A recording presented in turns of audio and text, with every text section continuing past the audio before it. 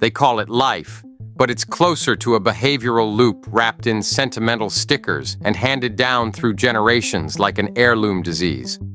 The existentially domesticated human doesn't wake up in the morning. They resume operation. They blink into consciousness, and the script loads automatically. Schedules, obligations, rituals, expectations, self-justifications, and the quiet hum of a mind that has learned never to wander outside the permitted boundaries of thought.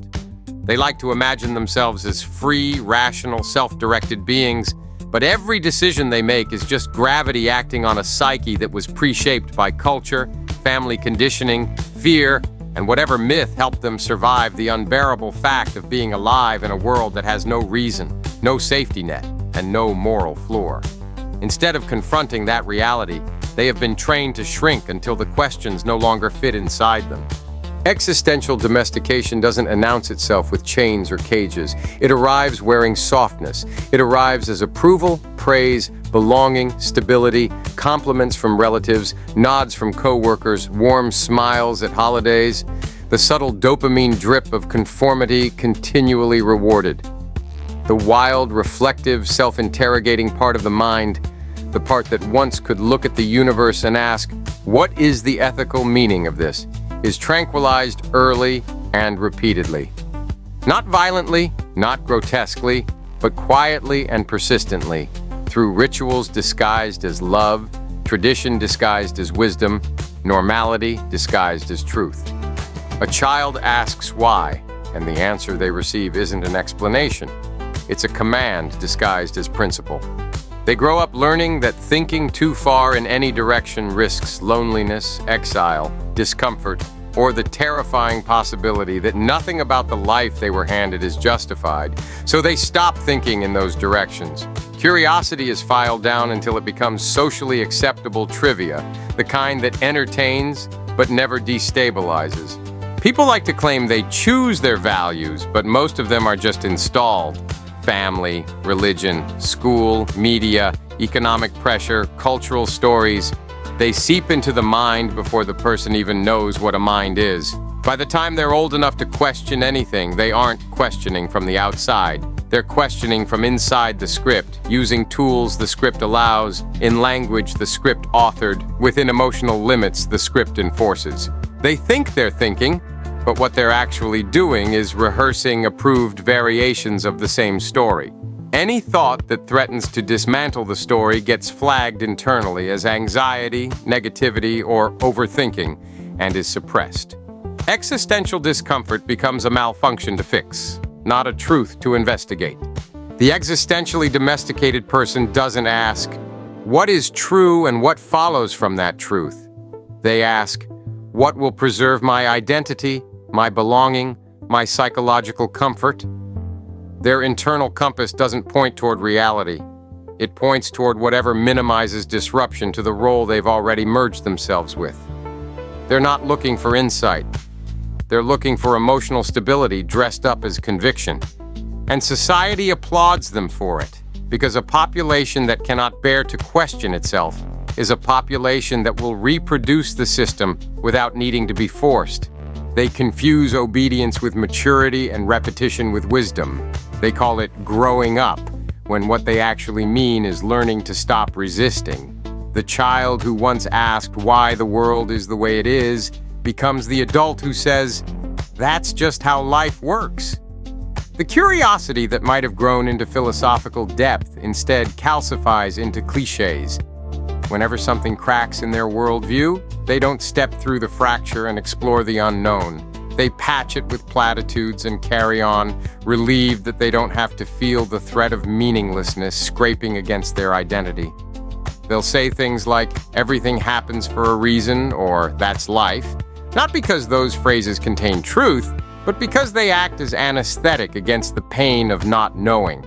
The tragic part is that most of them genuinely believe they are thoughtful, moral, decent people.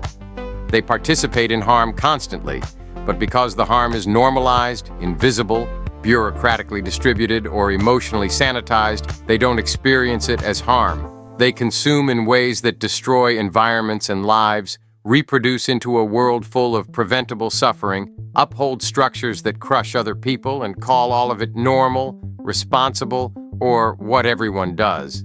They mistake participation for innocence. If a behavior is widespread enough, they treat it as morally neutral by default.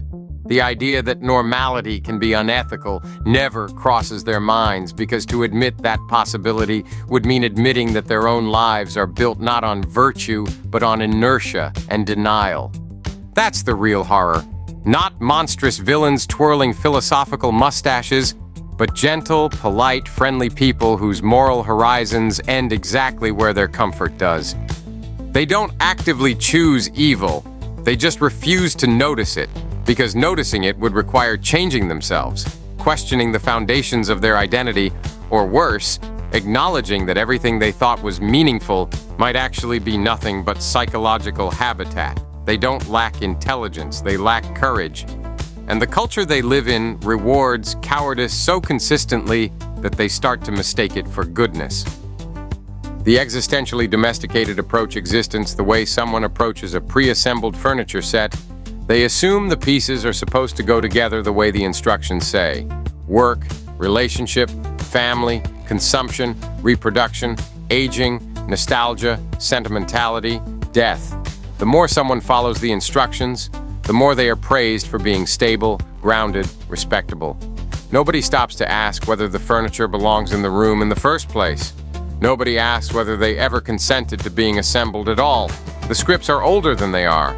They inherit a life the way someone inherits property, except most never realize they're allowed to refuse delivery. If you ask them why they want what they want, their answers will be circular. They want what they've been told people like them are supposed to want. They want a normal life. They want a family because that's what a life is supposed to include. They want success because success is what validates existence. They want legacy because culture told them that continuity equals meaning. They never ask whether any of these desires hold up when stripped of mythology and examined as moral acts rather than sentimental declarations. They assume the script justifies itself because the script feels good when you cooperate with it and painful when you defy it. And they confuse emotional relief with ethical truth. Existential domestication turns anxiety into the ultimate villain. Any thought that destabilizes the psyche gets treated as something to eliminate, not something to listen to. But anxiety is often the first sign that the story people are telling themselves doesn't match the structure of reality.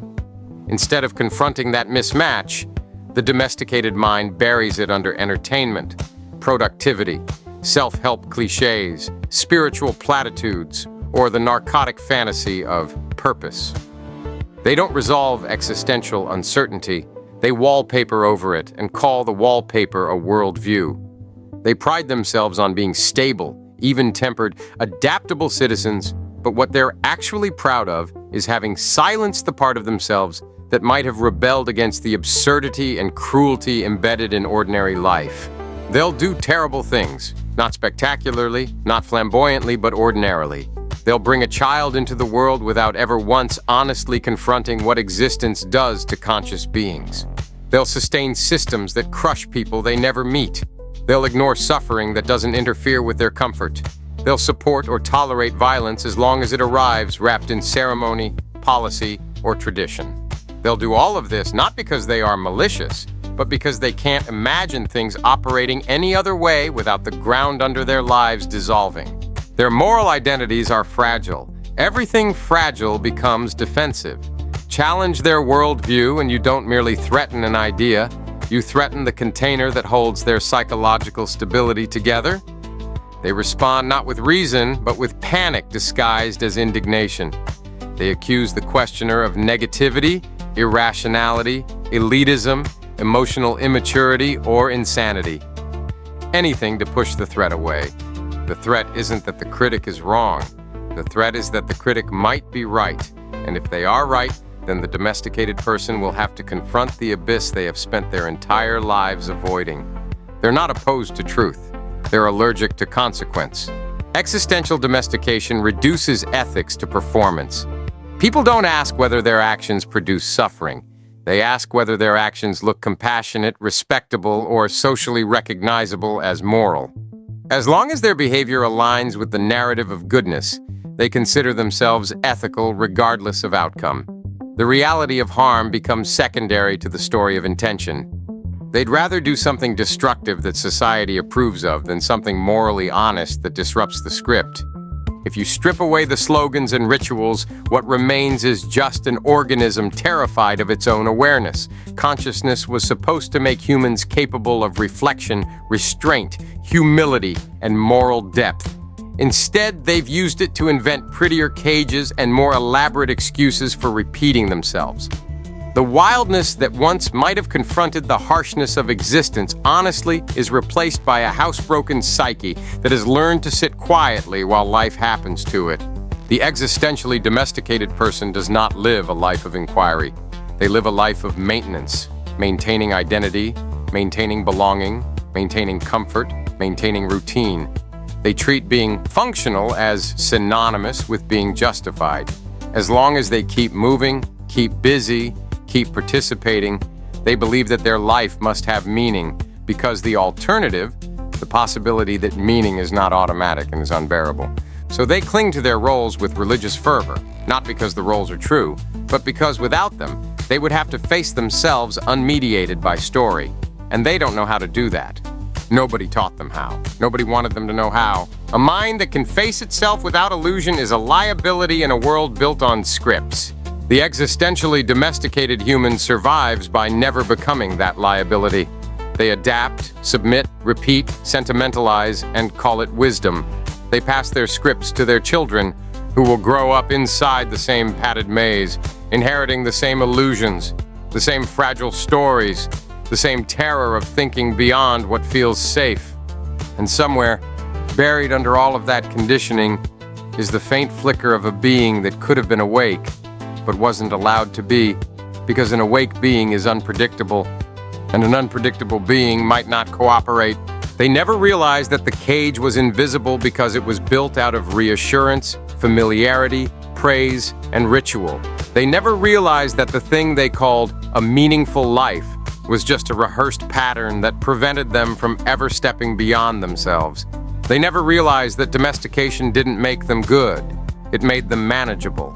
And they never realized that, in exchange for comfort, they gave up the one thing that makes a conscious existence worth anything at all: the willingness to face reality without a script and build their values from the ground up, instead of inheriting them like furniture in a house they never chose to live in.